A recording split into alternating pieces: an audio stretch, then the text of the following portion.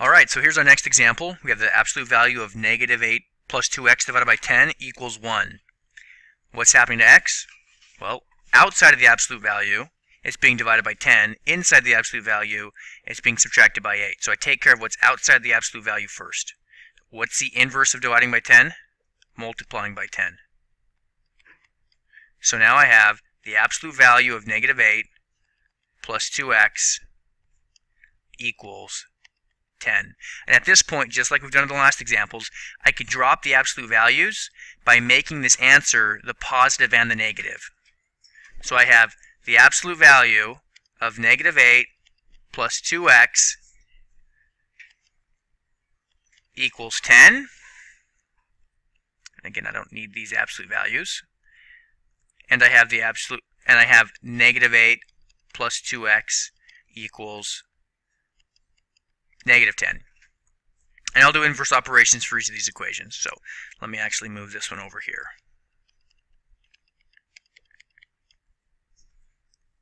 I can go ahead and erase this one up here. I'll start over here and I'll add 8. Add 8. I get 2x equals 18.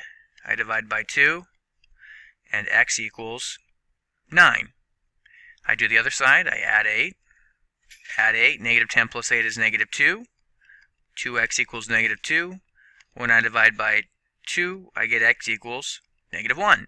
So in my first blank, I'll put negative 1, and in my second blank, I'll put 9 because negative 1 is smaller.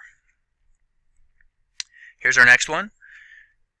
So outside of the absolute value, I'm subtracting 5, and I'm multiplying 7. This is kind of like distributive, right? So I'm not going to distribute it.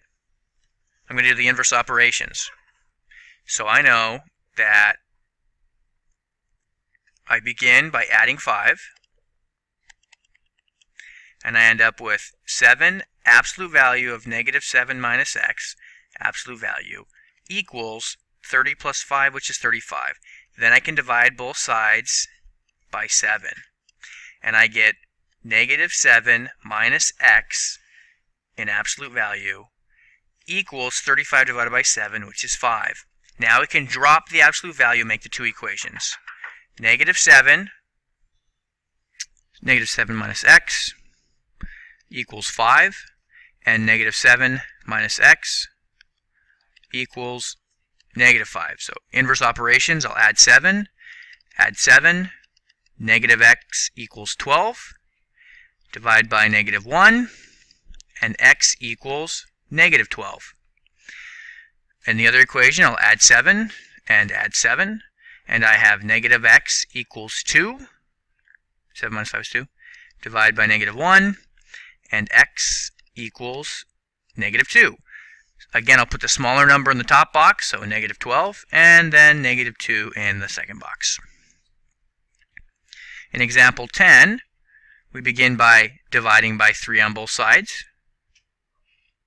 Sorry, we actually have a plus 7. I didn't see that. I got excited and was going too fast. Don't do that on your homework. Don't go too fast because it'll make you mess up. Okay, so I'm going to go ahead and subtract 7 first. And now I have 3 times the absolute value of 6 minus 1, or 6 minus x, equals 34 minus 7, which is going to be 27. Now I can divide by 3, and I get 6 minus x equals 9, and 6 minus x equals negative 9, just the bell ringing in the background. Subtract 6, and negative x equals negative 15. Divide by negative 1, and x equals positive 15.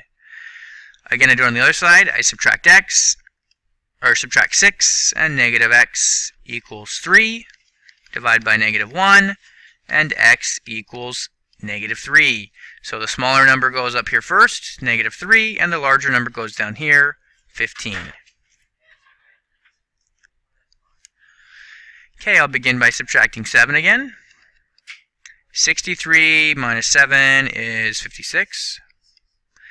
So I have 7 times the absolute value of 2x minus 6 equals 56. I divide by 7, and I get 2x minus 6, absolute value, equals 8. I can drop the absolute values and make my two individual equations. 2x minus 6 equals 8, and 2x minus 6 equals negative 8. Add 6, and 2x equals 14.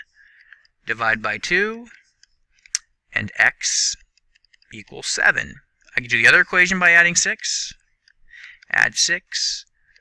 2x equals negative 2. Divide by 2. And x equals negative 1. The first one I'll put in is negative 1. The second one I'll put in is 7. I'm putting the smaller one in the first blank. Example 12, this is our last one. All we have going on outside is multiplying by negative 2. We go ahead and divide by it. And we have absolute value of x equals negative 3. If you remember back from when we explained absolute value, it always returns a positive number. Is it possible for the absolute value of something to equal a negative number? It's not possible. So when I type this in, I'm going to type no solution.